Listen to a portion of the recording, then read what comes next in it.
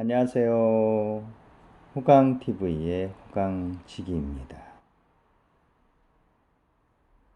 어제 미션 영상은 그냥 출근길의 일상을 다뤄봤는데요. 확실히 책 읽는 것과는 전혀 다른 역동성을 느꼈습니다.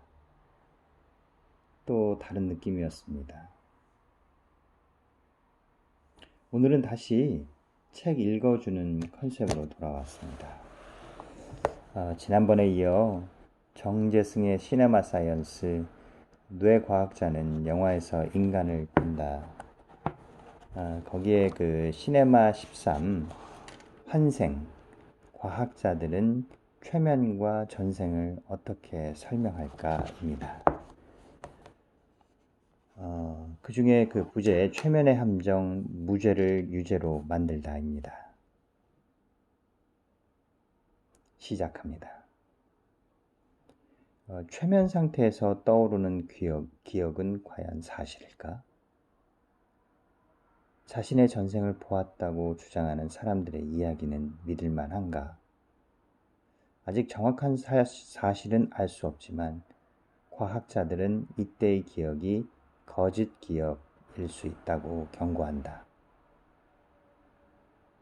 미국에서는 이미 거짓 기억 증후군이라는 문제가 심하게 제기된 적이 있다. 지난 1989년 가정주부였던 에일린 플랭클린은 우연히 어린 시절의 끔찍한 사건을 기억해내고는 깜짝 놀라게 된다. 그것은 지금껏 한 번도 생각해 본 적 없는 20년 전에 벌어진 한 살인사건에 대한 기억이었다. 그녀의 머릿속에 자신의 의붓 아버지가 그녀의 친구를 죽이는 장면이 방금 일어난 사건처럼 생생하게 떠오른 것이다. 그녀의 친구를 죽이는 장면이 방금 일어난 것처럼 생생하게 떠오른 것이다. 그녀는 이 일을 경찰에 신고했고 의붓 아버지는 기소돼 살인죄를 선고받았다. 그러나 물증은 하나도 없었다. 오로지 그녀가 떠올린 기억에 의한 진술과 당시 사건이 기록에 일치한다는 상황 증거뿐이었다. 이 사건은 사회적인 관심을 불러일으키며 피해자와 가해자, 양측을 지지하는 각각의 사람들 사이에 많은 논쟁을 야기했다. 그런데 워싱턴 대학의 인지심리학 교수인 로프터스 박사가 이 사건의 문제를 제기함으로써 사건은 다시 원점으로 돌아간다. 로프터스 교수는 프랭클린이 기억을 떠올리던 당시 최면 자료를 받고 있었음을 상기시키고 그녀의 기억이 어린 시절의 실제 기억이 아니라 만들어진 기억이라고 주장했다.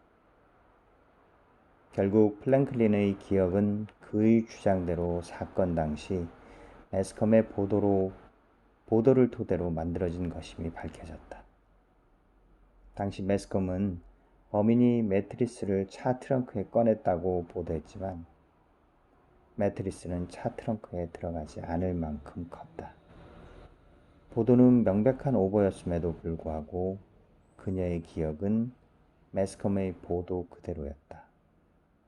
이것은 그녀의 기억이 보도자료를 토대로 구성된 거짓 기억이라는 강력한 증거로 제시되었고 의붓 아버지는 결국 무죄로 석방됐다. 최면 전문의 의사들은 이러한 거짓 기억을 환자의 무의식에도 도사린 특정 대상에 대한 적대감 때문으로 보고 있다. 자신이 평소 싫어하는 사람에 대한 적대감이 최면 씨의 평소 책이나 영화에서 보았던 끔찍한 기억과 얽혀 거짓된 기억을 구성해낸 것이다. 전생도 마찬가지일지 모른다. 평소 자신이 인상 깊게 본 이야기나 존경했던 역사적 인물들에 대한 정보가 무의식 속에서 재구성되어 최면 상태에 나타나게 된 것은 아닌지 추측해 볼 수 있다. 전생이 과연 존재하는가에 대해 과학자들은 확실한 해답을 하지는 못한다. 그러나 확실한 것은 모든 기억이 사실인 것은 아니라는 점이다. 제가 좀 오늘 컨디션이 좋지 않아서 책 읽는 것이 어색했습니다. 양해 부탁드리겠습니다. 이상 호강TV의 호강직이었습니다. 감사합니다.